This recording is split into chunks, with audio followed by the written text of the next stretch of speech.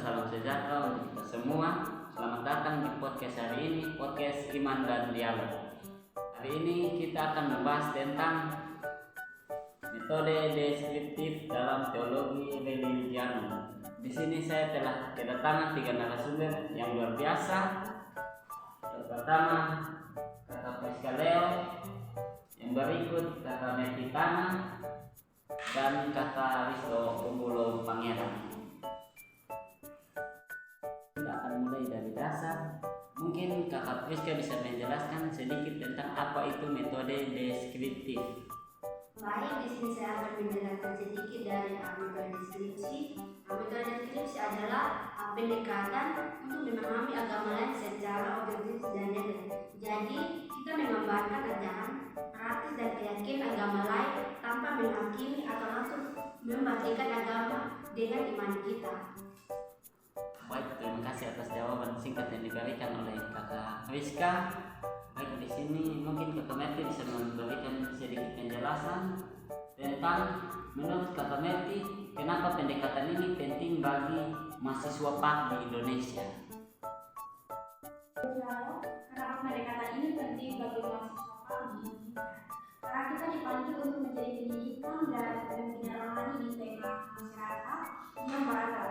Kalau kita tidak belajar memahami dulu, kita bisa membentuk pandangan yang sempit dan bahkan keliru terhadap agama lain. Metode ini mengajarkan kita untuk mendengar dan belajar, bahkan langsung mengoreksi. Baik, itu adalah jawaban singkat dari Kakak Merti. Di sini kita akan masuk dalam tantangan dan resiko. Kakak Umum mungkin bisa menjelaskan. Banyak yang khawatir metode ini bikin iman jadi lemah. Menurut Kakak Umum bagaimana? Oke, menurut saya salah kaprah justru dengan memahami agama lain lewat metode ini. Kita jadi lebih mantap dalam iman kita sendiri karena kita tahu apa yang kita percaya dan bisa menjelaskan dengan lembut dan jelas. Baik, mungkin itu jawaban yang dapat diberikan oleh Kakak Umum. Jawaban yang sangat luar biasa. Kita akan baik, mungkin dari Kakak Priska ada tantangan pribadi dalam menerapkan pendekatan ini. Mungkin Kakak Priska bisa menjelaskan. Baik, tantangannya kadang datang dari dalam diri. Rasa ingin membela iman dengan cara kreatif, tetapi metode mengajar kita untuk kita belajar rendah hati. Karena memahami bukan berarti menyetujui, melainkan membuka ruang dialog. Oke, terima kasih atas jawaban dari Kakak Priska. Kita akan lanjut dalam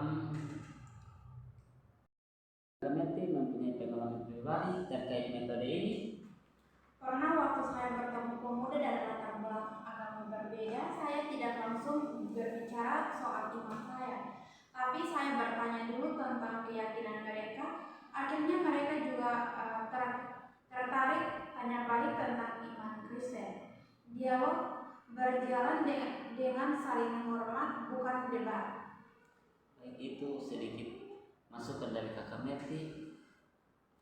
Mungkin dari Kakak Umbu, gimana metode ini bisa diterapkan oleh mahasiswa PAK secara praktis? Oke, baik, menurut saya mulai dari lingkungan kampus atau komunitas. Kalau punya teman beda iman, dengarkan dulu ceritanya, jangan langsung mengkoreksi. Itu cara sederhana tapi sangat berdampak. Luar biasa. Sebelum kita akhiri podcast hari ini, mungkin dari masing-masing narasumber bisa memberikan satu kalimat pesan penutup.